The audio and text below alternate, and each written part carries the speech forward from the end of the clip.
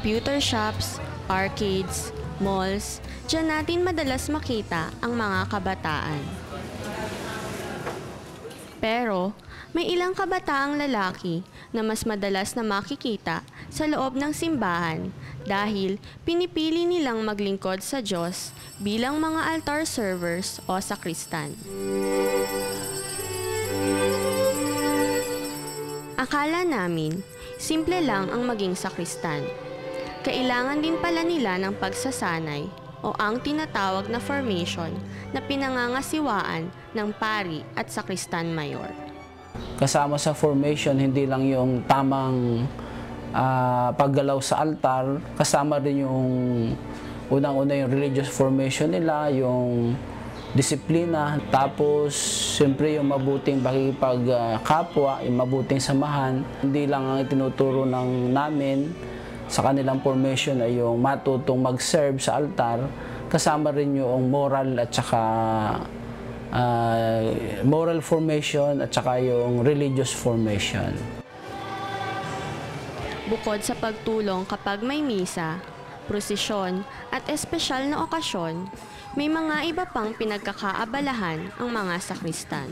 Sa buong diocese, buong probinsya, meron niyang mga tinatawag intrams, na kung saan pag sa summer usually, yung mga sakristan sa iba't ibang parokya nagtitipon-tipon, nagkakaroon sila ng intramurals, mga laro, mga palaro, indoor at saka outdoor games. May mga din, yung tagisan ng talino, meron din.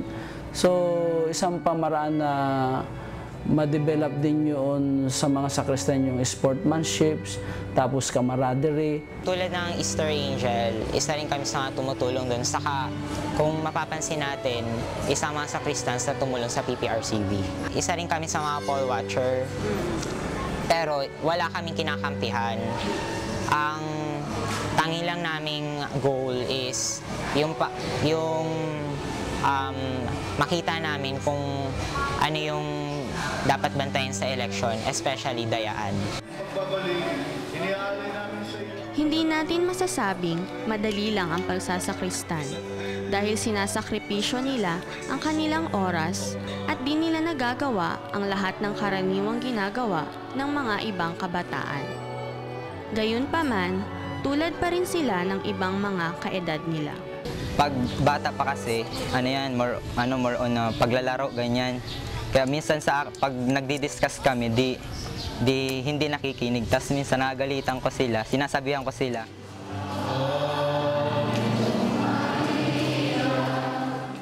Yung ibang sakristan daw, nagsakristan sila para sabihin nating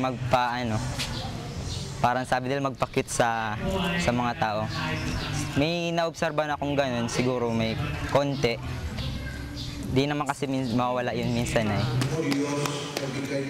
Pero inaamin nila na malaking impluwensya sa kanilang pagkatao ang paghuhubog na nararanasan nila bilang mga sakristan.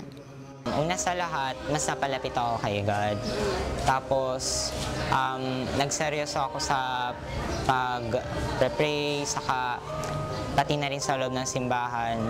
Saka, syempre, nakasalimuha ko yung ibang tao, kahit hindi ko kilala. Obserbahan ko yung iba, pag nagtagal na siya, parang yung masamang ugali nila parang mas nababawasan kasi dun sa paligid mo kasi ay mag-iiba yung parang pakiramdam mo pag kasama mo sila, tapos parang yung ugali mo parang magbabago yun. Ako, bago ako pumasok sa seminaryo, nagsakristan muna ako kasi doon ko nakikita yung kahalagahan ng pagpapari, tapos yung paglilingkod sa simbahan, may value na ng service sa simbahan. Kaya paglaki nila, karamihan sa mga sakristan pumapasok sa seminaryo. Actually, karamihan mga pari nagdaan muna ng sakristan. So, ganun yun. Yung for future bang gagawin nila, nagkakaroon sila ng pag-ibig o love for the service or for the church. At sa nasaksihan namin, nalaman namin ang pagiging mahalagang bahagi ng mga sakristan sa simbahan ay tunay ngang nasusuklian ng pagiging bahagi rin ng simbahan sa paghubog ng kanilang katauhan at buhay.